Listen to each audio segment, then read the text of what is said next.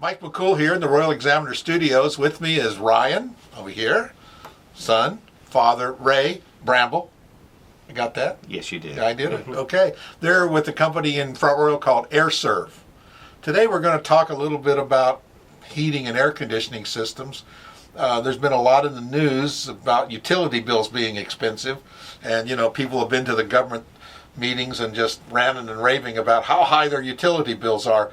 And I keep telling them, well, the more you use it, the more it costs. Or, if you have it, if a couple of degrees change in the temperature really affects the cost of how things work. And I talked to you about that at one of these meetings, and you mentioned all sorts of things, and we kind of got on the subject of duct cleaning. And I know it's kind of a roundabout way of getting there, but I was surprised. Whoever thinks about cleaning the ducts in their air conditioning or heating system? I would think probably no one thinks about that unless they've actually seen it or someone's brought it to their attention. Right. It's like those vacuum cleaner guys that vacuum your rug, and then they show you the stuff that they dig out of it. You say, "I'll take one of those." That's called demonstrate, right? It's called. Yeah. I guess it's kind of along the same line. There's a lot of stuff in there that we don't know about. So tell us a little bit about it. So one of the things that we know for sure is that most homeowners have to have their ducts cleaned once every 5 to 7 years. It depends on pets, Sure. Depends on cleanliness of the home, Smoking, all the anything you can think about, anything you bring into the house, how much traffic's in the house, how many occupants are in the house. So that's why there's a generalization of every 5 to 7 years. The reality is that when we clean the duct system, we actually like to prevent it from getting dirty again if at all possible. So sometimes we'll change the location of the filter if we can do that or not. And sometimes it's the type of filter you have as to how much dust actually gets by that filter. So there's a couple different things you can look at, but as a general rule, every 5 to 7 years you should have your duct cleaned, and then you want to find out why the duct is getting dirty in the first place, if at all possible. Well, I know that. You're speaking about the filters. Here in the office, I've got 5 units, and trying to remember to get the filters changed. I put it in my calendar at the first of the month. Change air conditioning filters. Well, I think about it till the phone rings, and then I get distracted. But when sometimes the filters suck up into the machine, or in the machine, and all of a sudden the coils are just as dirty as can be, and the dust, and it comes from, we change them every month, and it's still, there's a lot of crud in there. So I can imagine ducts, what the ducts must be like. Sometimes you look around the vents and you can see black stuff on your ceiling, right? Yeah, that's not good, and that's definitely a sign that you should have it cleaned and those vents cleaned. That gets back to your energy usage as well. So if for some reason you have a filter that does get sucked up every now and again, we know that there's an airflow situation with that, because even if your filter is impacted, most of the time it should not be getting sucked up into the machine and becoming concave where the other dirt's getting around it. So if you're getting dirt past that filter, it's getting into your blower wheel or on your internal coil system, your heat exchanger, and that's causing a restriction of airflow. Back to the energy part, it's going to make the equipment run longer under duress, and it will not satisfy your home in the manner it should, as if everything was all clean. And that's kind of one of the things that we focus on is cleanliness. We'd like to, cleanliness is next to godliness. Exactly. In this case, it is so true, because if you think about when you had a refrigerator, if you ever bought a brand new refrigerator and you didn't clean underneath the refrigerator because you didn't realize that there was coils under there that needed to be vacuumed to clean, in about 5 years you'll lose a compressor or a fan motor in that thing. And you're like, wow, we didn't know we needed to do that. You're turning the dial up more. And so, you're burning more energy with that refrigerator than you should have. It's the same principle when it comes to your heating and air conditioning equipment. If it's dirty, it's not going to be as efficient, because we need to transfer heat through both mediums, outside and inside. So the same for outside is the same for inside. It needs to be cleaned on a periodic basis. So that's another great reason to have your preventive maintenance done annually, typically twice a year, depending on the age of your system or the type of system that you have. But at a bare minimum, once a year, to have a professional look at your system, to go over it, try to get this thing back to manufacturer specs. It seems like we never go to the doctor unless you're sick, and definitely you don't call your HVAC guy over unless it quits putting out cold air or hot air, one or the other, right? Who thinks about preventative maintenance on their heating and cooling system? It's the ounce prevention is a pound of cure, and it is so true in this. especially with your heating and air conditioning equipment. You know, people for some reason, you know, we've always been trained every 3,000 miles do that oil change. Exactly. When we were young, and now it's kind of changed with the synthetics and this, Sure, that, and the other. I'll say this: if you're not getting today's HVAC equipment serviced annually, you're going to be on the wrong side of this ordeal, because with the new energy efficiency guidelines and the way they've made these motors more efficient, it is more critical than ever to have the blood pressure of the system checked out. And that's something that gets a little bit more difficult to talk about, but we actually check the pressure in the system, not the refrigerant pressure, but the actual air pressure in the system, because these newer motors cannot handle the duress that the older motors were able to handle. Exactly. They're getting ready to phase out internal fan motors that we've had for 50 years. They're not going to manufacture them anymore. There's a drop dead date of October, I think, of this year. Don't quote me on that one, but sometime this year they're going to stop making these motors, and they're going to these more specific motors that cannot handle the duress. They're more energy efficient as long as everything is It's all about clean. energy efficiency. You know? You know, you think about this, the blessing for the heating and air conditioning field is that they made our equipment more efficient, which is great. But you can think about if you bought a new dishwasher, if you bought a new washing machine or a dryer, the new efficiency levels have caused them to run longer. They don't clean as well. People are not really happy with them. In our industry, they've made our equipment better. You can get a new system today installed that is twice as efficient as the current system you have at a bare minimum, and it'll run great as long as everything's clean. But if this system runs under duress at any time, then it's going to cost you more energy to run that system, and it's not going to behave very well, and it's going to cost you more if you're not maintaining it. It's kind of like our new cars. You know, they've changed the way the tires are made and the air pressures. All that's about getting miles per gallon and more efficiency, and it's no different in the HVAC equipment, I guess, because you're right. People don't understand. We're transitioning, let's say, from oil type heat, where it's just forced air, you know, shove the air down the duct, right, into a system that's about airflow and about pressure and about efficiency and how we're going to get the maximum amount of transfer of energy from one mode to another, right?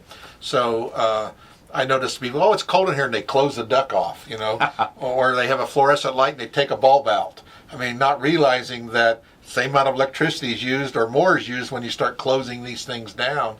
And I fight that all the time at home. Oh, turn that duct off, you know. So, but that goes back to what we were talking about, I think, earlier conversation about how these systems work. And I don't think people really understand how our new air conditioning type, what we call heat pumps, really work in our system.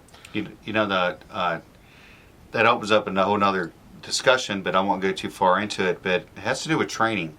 So if as a company, you're not spending the time training your people on how to service this equipment, instead of sometimes people learning in the field and discovering problems and coming back time and time again over the same problem because they don't understand the equipment, you have to invest your time in the training on this equipment. You know, with our company, we do that twice a week religiously because we know that there's so many changes. And again, 20 years ago, 15 years ago, you didn't have to do that. It was all kind of the same. Which doesn't matter what manufacturer you went to. They pretty much worked about the same. Right. So one had zoning or another one didn't. But today, you know, you really have to do the training on them as well, because you'll find yourself on the wrong side of that situation trying to get that thing dialed in.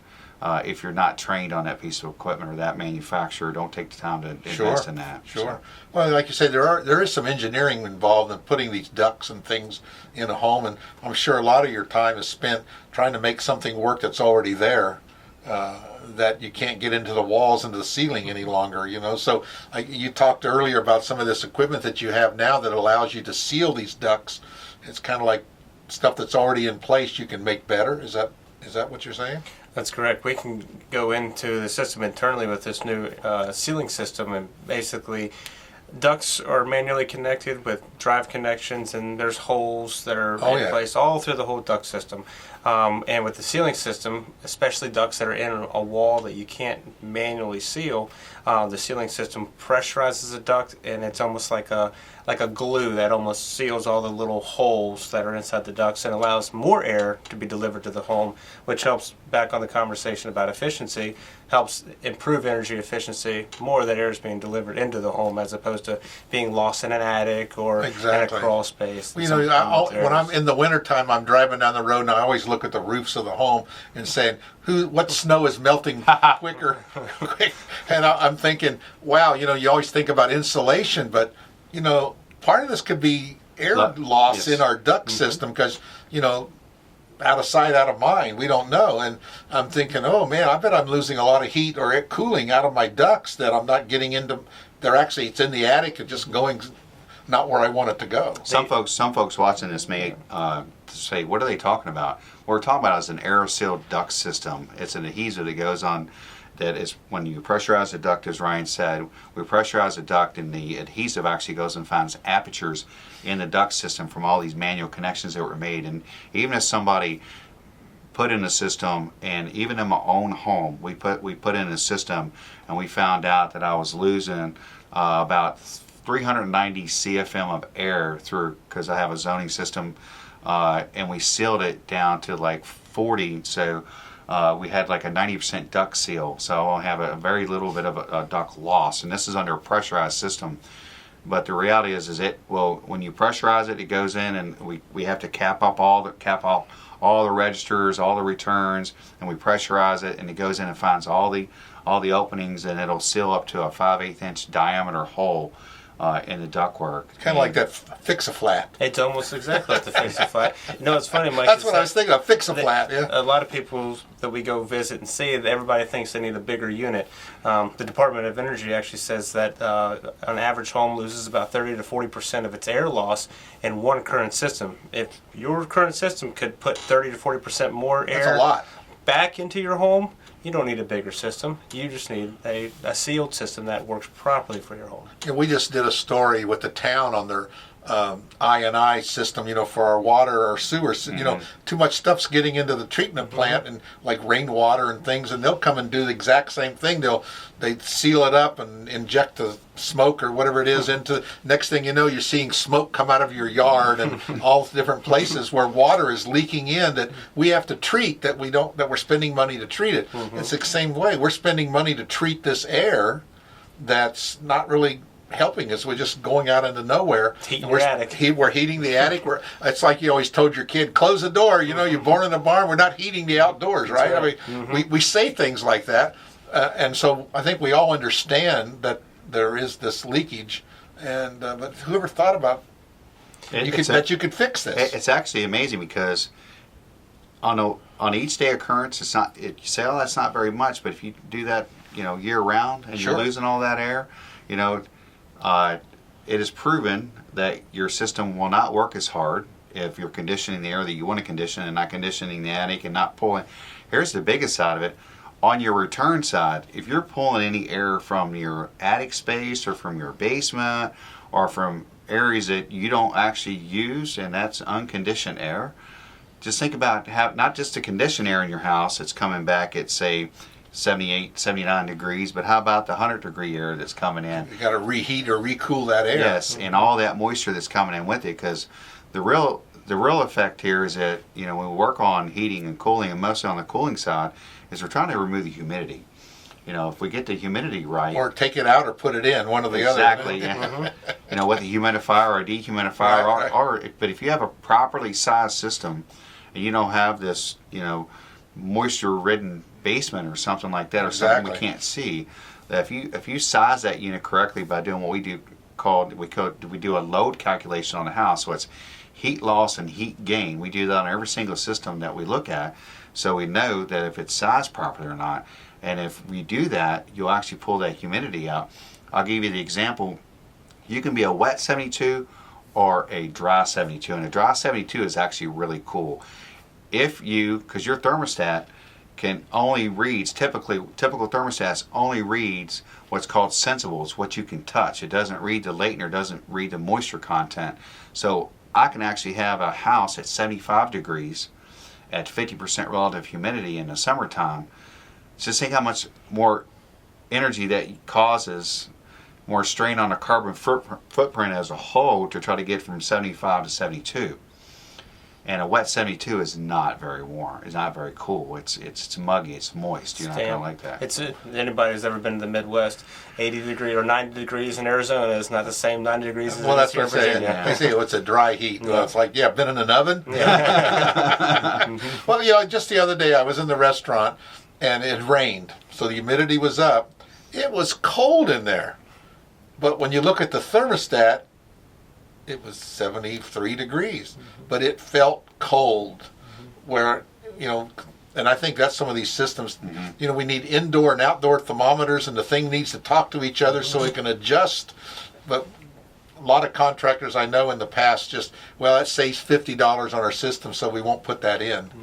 Things like that. So our technology has really come a long way in heating and cooling systems. And I'm sure you see this in your business. We still have a lot of older homes around, and people just haven't upgraded, or they're trying to put a Band-Aid on things. I think I was talking to you or somebody, or I read it on the Royal Examiner about what we call Freon, coolant or refrigerant, and I guess the proper word now maybe is. But that's changing again, too. I mean, so we're constantly changing. The EPA and everyone's putting rules and regulations on us, but the technology has changed. And I was just looking at the other day, someone said, the system's 16 years old, and it looks like it's about wore out. I mean, it seems like we just put it in yesterday. 16 years old, huh? Yeah, or 20 years old. That's systems don't last. Of course, some of these older homes been in there for 50 years and are still using the same furnace, but they're sucking the oil. Yeah, they're not making them like they used to, that's No. for sure. But they are making them more efficient. On the Freon and the refrigerant issue, there's a phase out of no more production of R22 coming either this year or next year. 2020. But that really hit us about 6 or 7 years ago when people heard about it, when you started having problems with those old R22 refrigerant. We called it Freon. Sure. They went to the Puron refrigerant, and they'll probably change that again. It's American ingenuity there to make it better, more efficient. It goes back to that's why they're changing these motors, and that's why they're changing because of the way that it operates and things that we don't see and understand. But I'm back to these duct work. I'm still impressed with this sealing these ducts, and I'm thinking about the loss. I mean, I know we keep getting off the topic here, but I really think that's really a neat thing. And it also talks about people that invest in their businesses. I know there's a lot of people in the HVAC business that work out of their truck and they'll buy a system and put it in, or they're only doing new construction, or they're, because that's easy. It's kind of like an electrician. You try to call one, if it's new work, man, they're all over. There's 50 people. You want someone to come in and do a repair, there's one. So I'm sure HVAC's the same way. How many people are out there really doing this preventive maintenance and this cradle to grave type of a business model? I'd say that the majority of companies will offer a preventive maintenance program. I'm not sure if they have a system in place to where they have a staff, or where they call out and make sure they get scheduled and organized. But let's talk about investing in your business for a minute. The reason that we do the duct sealing is when I learned about the duct sealing, I'm always thinking about my customer and always thinking about what if it was me? What would I like? And when I hear something that's a benefit to a client, that's something that I investigated and I took some time with this. It's not a small investment for us, but the benefit for our customer is tenfold. So to me, it was a no-brainer, but Sure. I had to do my diligence on it. It took us a while to get it set up. It's not an easy process. Our guys that we have, we trained on it for a while. We went and seen other companies that were doing it. We talked to other owners. But when I saw the reviews that people were giving and the results that they were achieving by taking that duct loss down to a bare minimum, achieving 90% gain from where they started almost every single time on getting this thing sealed up, I was like, that's an AireServ customer right there, because that's what we want to do. We want to do the best we can for our customers all the time, and the more efficient we get that equipment, the smoother it's running, the longer it'll last, the more cheerleader customers that we'll have, And that's how we've been able to grow this business, by doing work just like this from the day we started till the day it runs its course. Right. So. Well, like you said, I think it's you're able to measure this loss, right? I mean, Yes. So when you on a computer program, right, so it'll sit there, and this is you have so much air going in, so much air coming Yes. out, and you can so each duct or trunk, exactly. Oh, that's a loss. I put 10 in and I get 4 out. I mean, it's going somewhere, right? I mean, It's basically not each run; it's the total system. So when we pressurize the entire system. Okay. We block off the equipment, and so we do the supply air side and we do the return air side, and we measure the loss on each side, and then when we seal it, we do a pre-report and a post-report. And we have never had anyone not need the sealing. Every single one has leaked, and we've sealed every single one. And down to less than 5%. well, I know when I've crawled around in my smaller days, I crawl around in the attic. It's amazing. We had one here in the office where the duct had broke loose, and it was just blowing air up into the attic. Didn't even know, but someone complained about their office being too warm, and well, wait a minute, there's no air coming out of that. So we crawl up in the attic, and all it was zip tied onto the end of this metal connection. Yep. And you could feel the air leaking around that thing, and they wrapped tape, but after 2 or 3 years in a 150-degree attic, that tape's all wrinkled off and coming off, and we think that stuff lasts forever. It doesn't. That's why on your inspection, you're not just looking at this round table. You're looking at everything that supports the round table. What is it still thick enough to hold this? The whole thing about your duct system. We're not just looking at your equipment. I'll talk about what we call the big 5. What's broke today and SEERS: comfort, efficiency, reliability, and safety. And we come in, we're looking at the entire system, not just what's broke today. Because an example is if you come in and say, hey, it's the outside unit, and I only look at the outside unit and I fix what's outside, and I go away, and a couple weeks later you got a leak in your ceiling and there's water somewhere. What did I do or what did I not do? Exactly. If I didn't go in the attic and look at that system and look at the entire system and give it my thumbs up and say, I've been here, I own it, that's on me, you know what I mean? And again, we spend the extra time because we do not want that customer calling us back in 2 weeks saying, oh, now I got another problem. Got to call us back out. You got to either wait for a part, or hopefully we'll have the part. You don't always know today with all this OEM equipment. Right, everything's different. Yeah, it's a lot different. They're making all the universal things that we had on the trucks for years are slowly being proprietary, and yes, you can get it on Amazon, but you have no warranty. You don't know, or some other online source you can try to get something, and that's another subject that the homeowners do try to go out, and sometimes they do it, and I wish them well on that, and I'd say it can work, but it could also not work. What I mean? So well, like I said, it sounds like our HVAC, our heating and air conditioning industry, is becoming really high tech, kind of like the automotive. You used to be able to get a spark plug wrench and some points and plugs, and if anybody even knows what points and plugs and condensers are. But I'm sure you did as a kid. You could go out there and tune up your car yourself and do things. Now I open the hood and I don't even really see the engine. It's got all this plastic injectors and plastic and covers and air cleaners, filters, and ozone ozonators, or whatever they're called. Everything. And I'm sure the same way our heating system used to be. I could see the fire burning, and it was heat, and that was good, and we move on. But now it's computer boards. Oh, it's computerized, and the thermostats can talk to you and send things to your phone, and programs. I'm away. We can change the heating and cooling, and it's all about getting a lower cost, and if you think about it, it's just more money in your pocket. It's the old saying, pay now or pay later. Yeah. But you're going to pay, exactly right?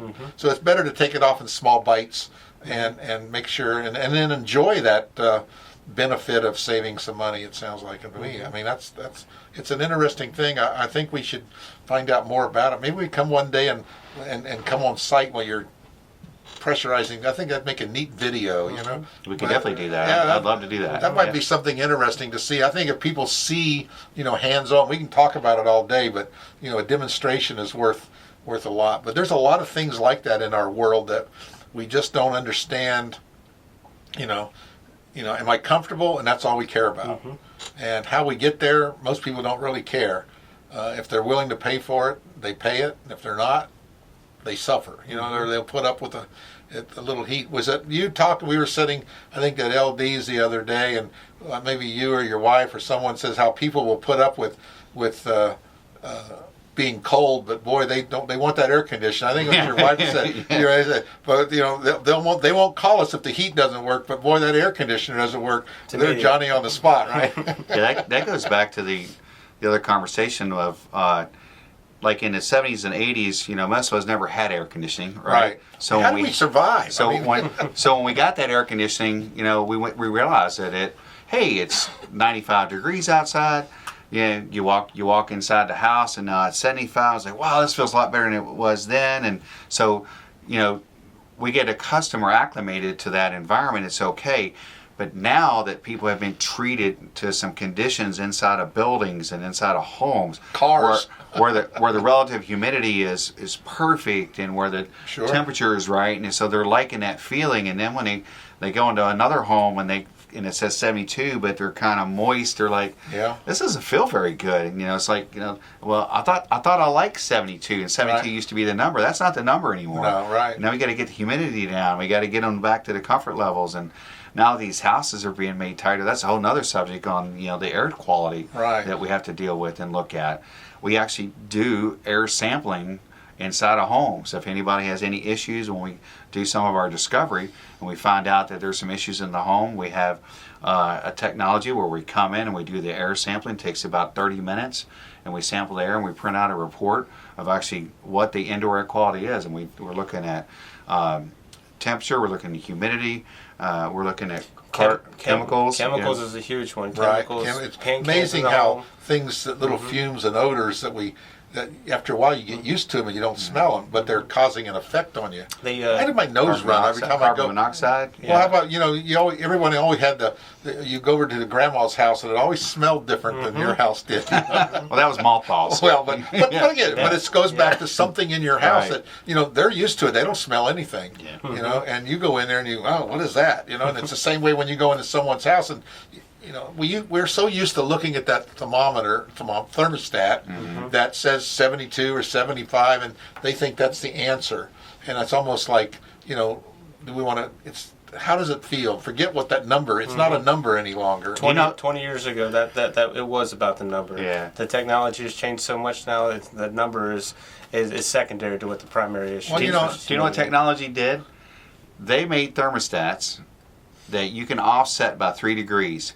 So if that customer wanted 72, but you found out that I have that in my house. My wife wants it just like that. If she wants it that temperature, you can actually set it either negative or plus to hit that number, even though it might be 74 or it might be 70, but they think 72 is the number, so you can offset it positively or negatively. That's what technology did. Well, and it has. I got the heater running in the middle because the air conditioner kicked on. Now the heater kicked on to knock the thing back down to you know. I thought, no, just open the door. I don't care. You know, I just see that electric meter spinning around. You know what I mean? But you're right. They're building office buildings that the windows don't open. You know, and there's not. It just want to control that environment. But sounds like there's a lot of things we can talk about. We'll come back again and do that. But it's been real interesting, and I think that we're just bringing up the idea that you know, there's a lot out there we need to think about. Out of sight, out of mind is not the case. We really need to think about you know, we know where the air comes in, but we don't know where it goes. But on the Aeroseal note, that is something we'll definitely do on video for you with no problem. That'll be great. That'll be a good demonstration for people to actually see that technology work. Is it affordable? It's very affordable. It's about $2,500 per system to do the Aeroseal duct system. And that's probably about 90% of the system. So if someone What's the payback on that, do you think? The payback on that is probably within...